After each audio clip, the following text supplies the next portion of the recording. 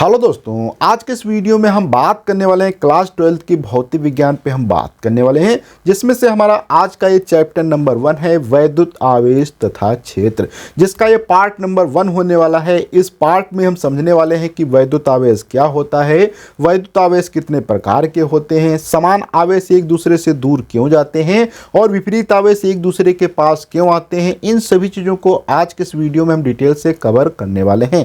अगर अभी तक आपने हमारे चैनल को सब्सक्राइब नहीं किया है तो प्लीज़ सब्सक्राइब कर लीजिए, क्योंकि यहाँ पे अब आपको रेगुलर टाइप से वीडियो मिलने वाले हैं क्लास 12 की कोर्स के लिए। जो भी आपका एग्जाम 2024-25 में होने वाला है उसके लिए बहुत ही हेल्पफुल होने वाला है। तथा इस वीडियो की जो भी मैं यहाँ पे बताऊंगा उसकी पीडीएफ के लिए आपको नीचे डिस्क्रिप्शन बॉक्स में लिंक मिल जाएगी, वहाँ पे जाके आप पीडीएफ को भी चेक कर सकते हैं। तो बिना देर किए करते हैं आज का वीडियो स्टार्ट। देखते हैं कि वैद्युत आवेश तथा क्षेत्र में कैसे चीज़ों को पढ़ा जाता है। तो सबसे पहले अगर हम यहाँ पे बात करते हैं कि विद्युत क्या होती है। विद्युत का मतलब है कि विज्ञान की वह शाखा जिसमें हम आवेश अथवा आवेशित वस्तुओं के वैद्युतमय प्रभाव को अध्ययन किया करते हैं, विद्युत कहलाती। कहने का मतलब ये है कि जहाँ पे आवेश से संबंधित चीज़ों का अध्ययन किया जाता है, अर्थात किसी वस्तु पे आवेश है या नहीं है या कोई भी वस्तु आवेशित है, तो इन सभी चीज़ों का जब हम अध्ययन करते हैं तो उसे विद्युती कहा जाता है। अब हम यहाँ पे थोड़ा सा और बात करते हैं कि स्थिर विद्युती क्या होती है, अर्थात इलेक्ट्रोस्टैटिक या स्टैटिक इलेक्ट्रिसिटी। इसका मतलब ये होता है कि जब आवेश एक स्थान पर रुका होता है, गतिमान नहीं होता है, तो उस समय जब हम अध्ययन करते हैं तो उसे स्थिर विद्युती कहा जाता है। तो ये हमारा जो अभी चैप्टर चलने वाला फर्स्ट चैप्टर, इसमें हम केवल स्थिर आवेश पर ही बात करने वाले हैं। अब हम यहाँ पे थोड़ा सा समझते हैं कि आवेश ही क्या होता है। तो वैद्युत आवेश को अगर हम थोड़ा सा यहाँ पे डिफिनेशंस में कवर करें तो किसी पदार्थ का वह गुण जिसके कारण यह विद्युत और चुंबकीय प्रभावों का उत्पादन और अनुभव करता है, उसे वैद्युत आवेश कहा जाता है। इसके आपने बहुत सारे एग्जाम्पल भी देखे होंगे जिनको हम आगे वीडियो में कवर करने वाले हैं। अब हम यहाँ पे थोड़ा सा समझते हैं कि वैद्युत आवेश में ही और कुछ इसके फीचर क्या है। जैसे कि यदि किसी वस्तु में इलेक्ट्रॉनों की अधिकता हो जाती है तो उसमें क्या होता है, ऋणात्मक आवेश आ जाता है। अगर किसी वस्तु में इलेक्ट्रॉनों की कमी हो जाती है तो उसमें धनात्मक आवेश हो जाता है। इलेक्ट्रॉन क्या होते हैं, इलेक्ट्रॉन की अधिकता कैसे होती है, इलेक्ट्रॉन की कमी कैसे होती, इसको हम अभी आगे डिटेल से कवर करने वाले हैं। यहाँ पे हमने केवल ये समझा दिया कि जब इलेक्ट्रॉन अधिक हो जाएंगे तो उसमें ऋणात्मक आवेश आ जाएगा, जब इलेक्ट्रॉन की कमी हो जाएगी तो उसमें धनात्मक आवेश आ जाएगा। लेकिन इलेक्ट्रॉन की कैसे कमी होती है, कैसे अधिकता होती, इसको अभी हम आगे वीडियो में कवर करने वाले हैं। अब यहाँ पे आप एक छोटी सी इधर इमेज भी देख सकते हैं जिसमें आपको दिखा है कि इलेक्ट्रॉन बराबर प्रोटॉन होते हैं, या इलेक्ट्रॉन प्रोटॉन से अगर कम होते हैं, या इलेक्ट्रॉन जो है प्रोटॉन से अधिक होते हैं, तो उस केस में क्या होता है। यहाँ पे मैंने आपको 3 इमेज दिखाया, अर्थात जब इलेक्ट्रॉन प्रोटॉन बराबर होते हैं तो उस समय उस पर कोई भी आवेश नहीं होता है, अर्थात कुल आवेश 0 होता है। वहीं पे अगर इलेक्ट्रॉनों की संख्या प्रोटॉनों की संख्या से कम होती है तो उस समय वहाँ पे धनावेश होता है, अर्थात धनात्मक चीज़ें हो जाती हैं। और जब इलेक्ट्रॉनों की संख्या प्रोटॉनों की संख्या से अधिक होती है तो उस समय ऋणात्मक आवेश आ जाता है। तो ये सभी चीज़ें समझने के लिए आपको थोड़ा सा इसके एटॉमिक बैकग्राउंड में जाना पड़ेगा, जहाँ पे आपको इलेक्ट्रॉन प्रोटॉन वगैरह समझने पड़ेंगे। तो इस पर भी हम डिटेल से बात करने वाले हैं। थोड़ा सा आगे हम चीज़ों को अब कवर करते हैं।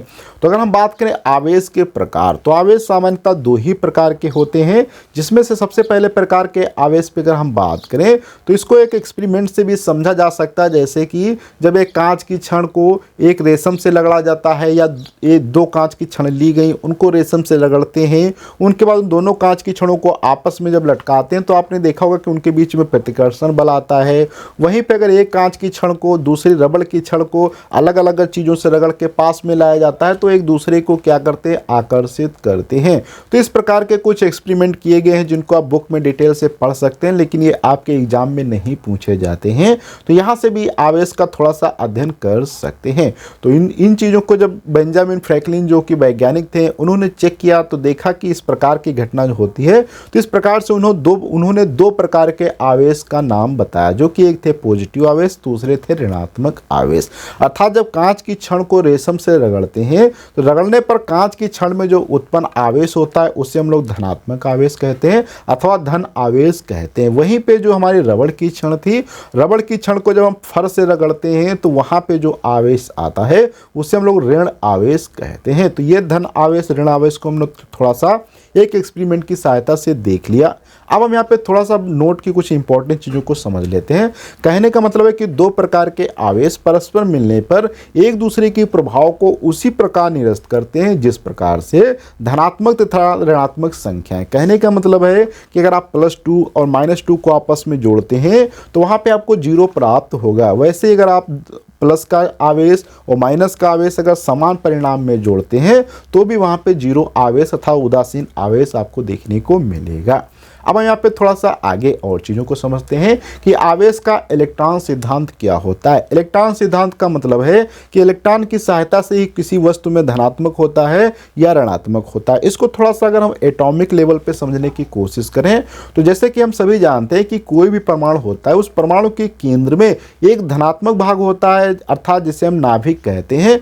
नाभिक में प्रोटॉन और न्यूट्रॉन पाए जाते हैं। प्रोटॉन के ऊपर धनात्मक आवेश होता है, न्यूट्रॉन पे कोई भी आवेश नहीं होता। वहीं पे जो इलेक्ट्रॉन नाभिक के चारों तरफ चक्कर लगाते रहते हैं उनको हम इलेक्ट्रॉन कहते हैं। आप यहाँ पे एक डायग्राम में भी देख सकते हैं जिसमें प्रोटॉनों को हमने यहाँ पे दिखाया है एक अलग कलर से, इलेक्ट्रॉन को यहाँ पे हमने येलो कलर से दिखाया है और न्यूट्रॉन को रेड कलर से दिखाया है। तो यहाँ पे अगर प्रोटॉन और न्यूट्रॉनों की संख्या बराबर होती है अर्थात प्रोटॉन पे धनात्मक आवेश होता है और इलेक्ट्रॉन पे ऋणात्मक। अगर प्रोटॉन और इलेक्ट्रॉन बराबर होंगे तो उस समय उसके ऊपर कोई भी आवेश नहीं होगा। वहीं पे अगर प्रोटॉनों की संख्या ज़्यादा हो जाए या कम हो जाए इलेक्ट्रॉनों से तो उस पर धनात्मक आवेश आ जाता है। तो अब थोड़ा सा यहाँ पे डेफिनेशंस को भी हम समझते हैं। तो आधुनिक मत के अनुसार प्रत्येक पदार्थ जो होता है अत्यंत सूक्ष्म कणों से मिलकर बना होता है जिसे हम परमाणु कहते हैं। तो हम सभी जानते हैं कि प्रत्येक पदार्थ का जो सबसे छोटा कण होता है उसे हम परमाणु कहते हैं। और प्रत्येक परमाणु के 3 प्रकार के मूल कण होते हैं जिनको हमने अभी बताया, इलेक्ट्रॉन, प्रोटॉन और न्यूट्रॉन। इलेक्ट्रॉन पे जो होता है धनावेशित या इलेक्ट्रॉन पे ऋणावेश आवेश होता है, वहीं पे प्रोटॉन पे धनावेश होता है और न्यूट्रॉन पे कोई भी आवेश नहीं होता है। अब इसको हम थोड़ा सा आगे और समझ लेते हैं। तो आवेशन के सिद्धांत में अगर भारी कण प्रोटॉन तथा न्यूट्रॉन परमाणु के केंद्र में छोटे से भाग में रहते हैं, अभी हमने बताया कि जो नाभिक होता है वहाँ पे प्रोटॉन और न्यूट्रॉन पाए जाते हैं जिसे हम नाभिक कहते हैं। हल्के कण जो कि इलेक्ट्रॉन होते हैं वो नाभिक के चारों तरफ चक्कर लगाते रहते हैं और निश्चित कक्षाओं में। तो इलेक्ट्रॉन पर ऋणावेश का परिणाम प्रोटॉन के धनावेश के परिणाम के क्या होता है, बराबर होता है। अगर ये दोनों संख्याएं बराबर होती तो उस समय कोई भी परमाणु पे आवेश नहीं होता है अर्थात परमाणु विद्युत रूप से उदासीन कहा जाता है। और वहीं पे अगर इलेक्ट्रॉनों की संख्या ज़्यादा हो जाए, प्रोटॉनों की संख्या कम हो जाए तो फिर वहाँ पे ऋणात्मक आवेश आ जाता है। और कितना आवेश किसके ऊपर होता है यहाँ पे आप देख सकते हैं, इलेक्ट्रॉन, प्रोटॉन, न्यूट्रॉन। इलेक्ट्रॉन पे कितना होता है 9.1.093 इंटू 10⁻³ किलोग्राम, ये मास है। और यहाँ पे आवेश, अभी हम आवेश की मिनिमम मात्रा भी दिखाएंगे जो कि होता है 1.6 इंटू 10⁻19 कूलम होता है। अब हम यहाँ पे थोड़ा सा और समझते हैं कि विशेष यहाँ पे इंपॉर्टेंट चीज़ें क्या होती हैं कि अगर इलेक्ट्रॉन और प्रोटॉनों की संख्या बराबर होगी तो फिर मैटर क्या होगा, एक न्यूट्रल होगा, जो कि आप इमेज से देख सकते हैं। और यहाँ पे डेफिनेशन भी मैंने लिख दिया है कि किसी वस्तु के उदासीन होने का अर्थ या नहीं कि वस्तु में कोई भी आवेश नहीं है। आवेश तो वहाँ पे होता है लेकिन वहाँ पे आवेश प्रोटॉन और प्रोटॉन और इलेक्ट्रॉन बराबर होते इसलिए आपको कोई आवेश दिखाई नहीं देता, लेकिन आवेश तो वहाँ पे बराबर होता है।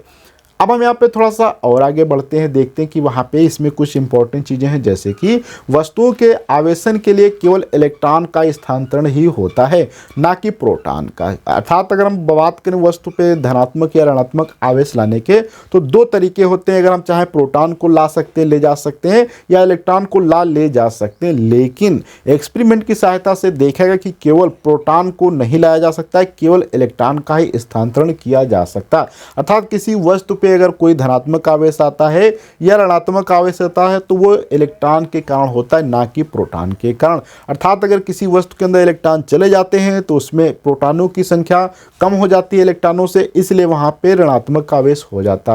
वहीं पे किसी वस्तु से अगर इलेक्ट्रॉन निकल जाते हैं तो वहाँ पे इलेक्ट्रॉनों की संख्या प्रोटॉनों की संख्या से कम हो जाती, जिस कारण से वहाँ पे धनात्मक आवेश आ जाता है।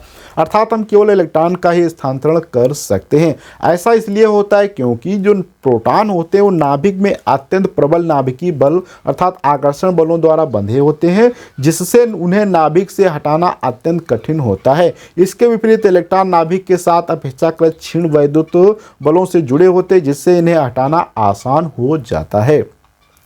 अब हम यहाँ पे थोड़ा सा विशेष अगर इंपॉर्टेंट पॉइंट पे बात करें तो अगर प्रोटॉनों की संख्या इलेक्ट्रॉनों से ज़्यादा होगी तो वहाँ पे प्लस होगा, और अगर प्रोटॉनों की संख्या इलेक्ट्रॉनों की संख्या से कम होगी तो माइनस हो जाएगा। अब यहाँ पे थोड़ा सा हम आगे बात करते हैं कि चालक क्या होते हैं, अर्थात कंडक्टर।